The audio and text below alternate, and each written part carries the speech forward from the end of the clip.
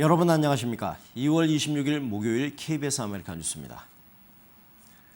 LA 한인타운 단일화를 위한 선거구 재조정 소송이 정식 재판으로 가기도 전에 기각됐습니다. 한인사회를 중심으로 한 원고 측은 항소하겠다는 입장인데요. 지역구 선거가 며칠 채 남지 않은 가운데 나온 법원의 결정이어서 선거에 어떤 파장을 가져올지 관심입니다. 윤범수 기자가 보도합니다. LA 연방지법의 콘솔로 마샬 판사는 지난 24일 한인사회가 주축이 돼 LA시를 상대로 제기한 선거구 재조정 소송을 기각했습니다. 정식 재판으로 가기도 전 열린 약식 재판에서 LA시의 손을 들어준 것입니다. 판결문에서 마샬 판사는 선거구 재조정 과정에서 LA시의 절차상 문제는 없었다고 명시했습니다. 사실상 연방법원에서 재판은 더 이상 진행이 어려운 상황. 한인사회가 주축이 된 원고 측은 항소 외에 주 법원으로 소송 무대를 옮기는 방향을 생각하고 있습니다. 마샬 판사 역시 이번 소송의 핵심 내용들이 대부분 캘리포니아 주 법에 의거한 것으로 소송이 향후 주 법원에서 다뤄질 수 있다는 의견을 피력했습니다. 그렇다면 당장 다음 주 시 선거를 앞둔 상황에서 법원의 이번 판결은 어떤 영향을 가져다 줄까? 소송을 주도해온 당사자 중 한 명인 그레이스 유 10지구 시의원 후보는 결과의 유불리함을 떠나 한인사회와 소수민족 유권자들의 결집을 가져올 수 있다는 분석입니다. I believe people who understand what happened in 2012 see the connection as to why Grace Yu needs to run for city council and win so that we can have some government accountability and transparency and that we have a person in office who listens to the residents.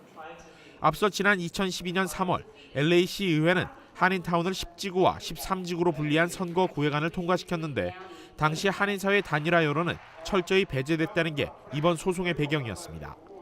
그리고 특정 커뮤니티에 유리한 구획을 설정하는데 현 10지구 시의원인 허브 웨슨 시 의장이 주도적인 역할을 했다는 비판이 크게 일었습니다. 이후 한인 커뮤니티 인사들을 주축으로 소송이 제기됐고 당시 한미연합회 사무국장이었던 그레이스 유 후보가 10지구 시 선거에 출마하면서 현재 웨슨 시의원과 대결을 벌이는 계기가 됐습니다.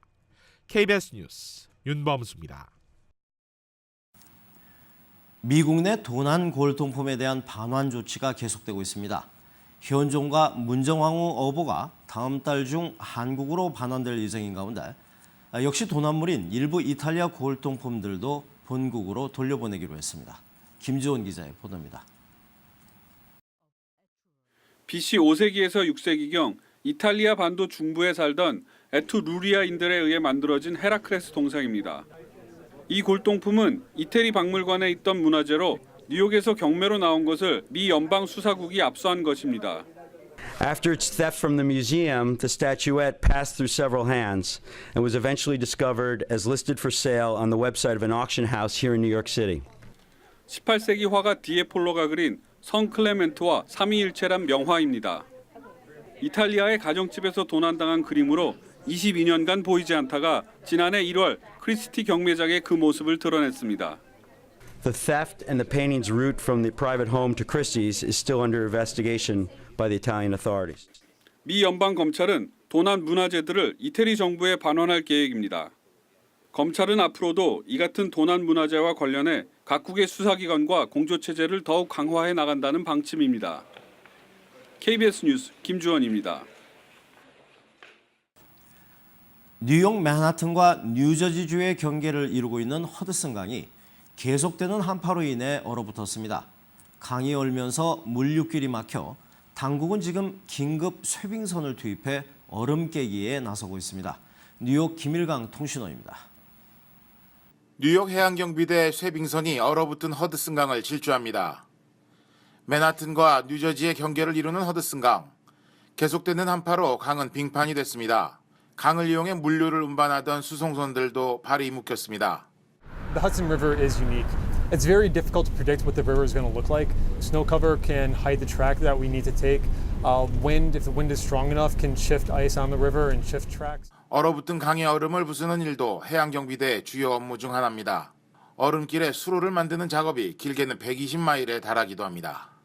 Sturgeon Bay is about 37 feet wide.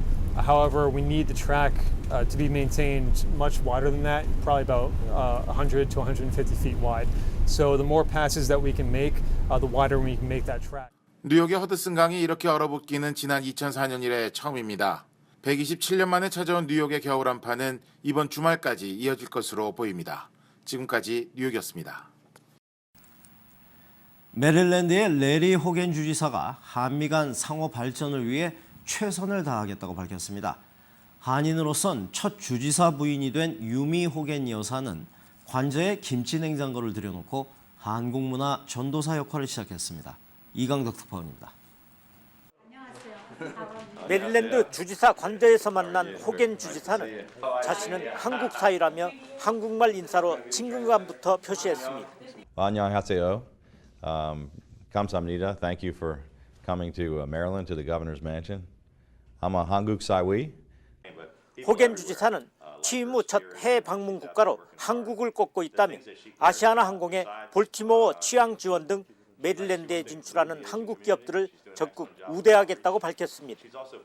호겐 주지사는 한미양국의 상호 발전을 위해 최선을 다하겠다면서 박근혜 대통령의 미국 방문도 고대하고 있다고 강조했습니다. Hopefully the president will come meet me here in Maryland, but more importantly, the Korean First Lady. 한국계 미국인 유미 호겐 여사는 주지사 관저에 들여놓은 김치 냉장고를 직접 소개하며 한국 문화 전도사가 되겠다고 다짐했습니다. 너무 이게 먹음직스럽게 생겼죠, 김치가. 근데 미국 사람들 저 뒤에 있는 분들은 아 이거 김치, 아 저게 김치야. 캐비지. 호겐 주지사는 한국계 미국인 지미리를 소수인종 담당 특임 장관에도 임명했습니다. 한국을 잘 아는 친한파 주지사의 등장은 미국 주지사에 진출하려는 한국계 미국인들에게 큰 힘이 되고 있습니다. 워싱턴에서 KBS 뉴스 이강덕입니다. 인플레이션보다 더 무서운 게 디플레이션이라고 하는데요. 그런데 다른 나라들에 비해서 형편이 요즘 괜찮다는 미국이 물가 하락세가 심상치 않습니다. 소비자 물가가 석 달 연속 떨어졌습니다.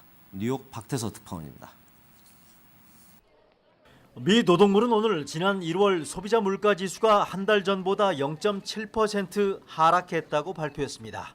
12월에 마이너스 0.4%는 물론 전문가들의 예상치 0.6%도 밑돌았습니다. 지난해 11월 이후 3개월 연속 떨어진 겁니다. 금융위기가 절정이던 2008년 12월 이후 가장 큰 하락폭입니다. 1년 기준으로도 지난해에 비해 0.1% 떨어졌습니다. 역시 금융위기 이후 처음입니다. 최근의 물가 하락세는 디플레이션 우려를 불러일으키는 수준이다. 시장의 경고가 잇따랐습니다. 연준 미국 중앙은행의 금리 인상 계획에도 궤도 수정이 불가피할 거란 관측이 제기됐습니다. As the labor market improves further and the transitory effects of lower energy prices and other factors dissipate, but we will continue to monitor inflation developments closely. 금융가에선 디플레 우려가 지속되는 한 금리 인상 자체가 불가능할 거다. 심지어 중단했던 양적 완화, 돈 풀기 정책을 재개해야 할지도 모른다는 전망까지 나왔습니다. 하지만 연준은 최근의 물가 하락세를 일시적 현상으로 판단하고 있습니다. 미국 언론들은 물가 하락의 주범인 기름값이 앞으로 어떻게 움직일지를 주목해야 한다고 지적했습니다. 뉴욕에서 KBS 뉴스 박태서입니다. 친구와 주먹질을 하면서 싸우는 자녀를 보게 될 때 부모의 행동은 어때야 되겠습니까? 휴스턴에서 애들 싸움에 권총까지 꺼내 겨눈 엄마가 법의 심판을 받게 됐습니다. 이혜진 기자의 보도입니다. 미국 휴스턴의 한 학교에서 14살 동갑내기 여학생들끼리 싸움이 붙었습니다. 뒤엉켜 주먹을 휘두르며 서로를 폭행하기를 한참. 경찰까지 출동하면서 싸움은 끝났는데 문제는 그 다음입니다. 자기 딸이 맞는 걸 목격한 엄마가 딸의 친구 머리에 권총을 겨눈 모습이 휴대전화에 찍혀 공개된 겁니다. I don't think a grown woman should be taking a gun to where kids are. I think it's wrong. 엄마는 총알이 없었고 단지 겁을 주려고 한 행동이었다고 해명했지만 경찰은 엄마를 폭행 혐의로 체포했습니다. KBS 뉴스 이혜진입니다. 미국의 소비 문화를 상징하는 코카콜라 병이 올해로 탄생 100주년을 맞았습니다. 간추린 미국 소식입니다. 미국 소비 문화를 상징하는 코카콜라 병이 올해로 탄생 100주년을 맞았습니다. 지난 1915년 코코넛 열매를 본떠서 제작한 코카콜라 병은 여성의 몸매를 연상시키는 외형으로 20세기 최고 디자인 상품으로 자리 잡았는데요. 병 모양만으로 만든 브랜드 가치가 우리 돈 4조 원에 이른다고 합니다. 사람들이 스노우보드를 타고 언덕을 내려옵니다. 아이들은 눈썰매에 푹 빠졌는데요. 이곳은 스키장이 아니고 미국 테네시주의 한 공원입니다. 계속된 폭설로 스키장처럼 변해버렸습니다. 최고 20cm의 눈이 내려서 휴교령까지 내렸는데 아이들은 물론 개들까지 신이 났네요. 지금 세계는이었습니다. 뉴욕 증시가 또다시 혼조세에 머물렀습니다. 원달러 환율은 1,099원 40전입니다.